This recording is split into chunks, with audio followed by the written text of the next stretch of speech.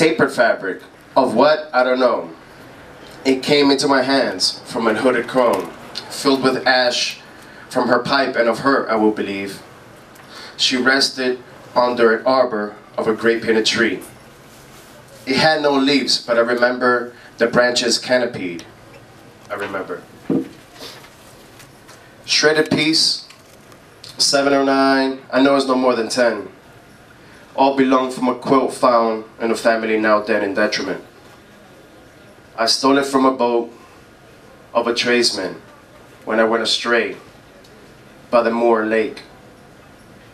The quilt clustered generations. After, I deracinated it.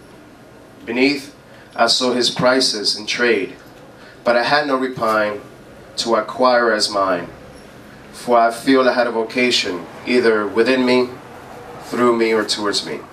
If your heart had a voice, it will tell me how much I love the way I kiss your lips, and how my touch takes you places, places only we'll welcome me.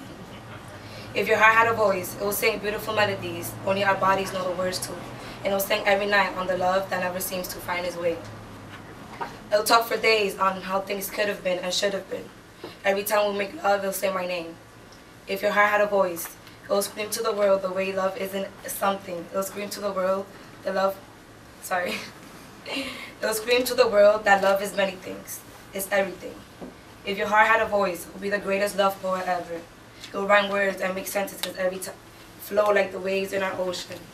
If your heart had a voice, it will whisper in those cold, lonely nights how it really feels. It will whisper and whisper till there is no voice. I used to have the luckiest job in the world. Every Monday through Friday, from 10:30 to 1:30, outdoors, I used to play kickball with elementary school kids. I got paid $20 an hour. He called me Dr. Recess because I told him I had a PhD in the recess arts from Recess University because everybody trusts a doctor. I have to admit, this public school was like a mythical place to me because each young teacher seemed lovelier than the last. And when I watched one of them kneel down to heal some poor kid's boo-boo, I felt this deep evolutionary voice inside me saying, go. And I'm one who tends to listen.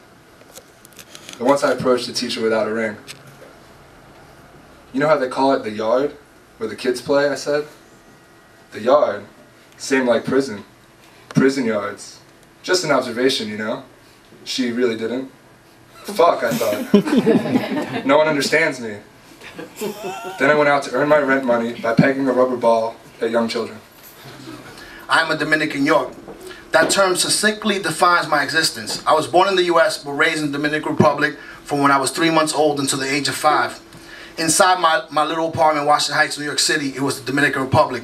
Mommy ruled, merengue and mangú. Outside of it, New York City and its accoutrements, hip-hop, graffiti, and pizza beckoned. I am a Dominican York. My parents, on the other hand, even though they have lived here since the early 70s, are Dominican.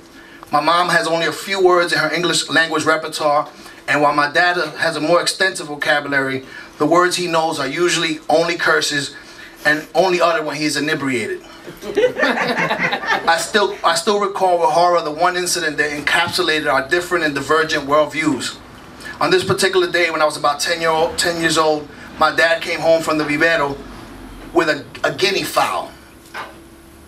Called simply a guinea in Spanish, this bird looked nothing like a chicken. First of all, its feathers are dark, it's bigger, and the damn thing slinked around my apartment like with a menacing "don't fuck with me" manner. After my dad had his fill of laughing at me, he took the guinea to the bathroom. Let's just say that poor bird expired. After the deed was done, my mother promptly took the guinea, cooked it, and served it with the de jour rice and beans. Well, I have to say that scary-looking guinea tasted really good. Her problem was that she couldn't tell anyone about her 6th toe. At the office, she always apologized for her oversized footwear, the way it bashed her coworkers and made them trip whenever she stretched her legs. Her CV could never accurately convey what she was capable of: hobbies and skills, photography, drawing, juggling, hiking. She felt tempted to fill in the blank space at the end of the line, but she didn't want to brag. I can't tell them outright, she thought, though if anyone ever figures it out, I guess that's okay. She finally broke down to her 3rd lover, the one she thought would be for keeps, and gingerly rolled down her stocking. I've got to show you something, she said. I don't understand, he replied. I just see a space. There's nothing there.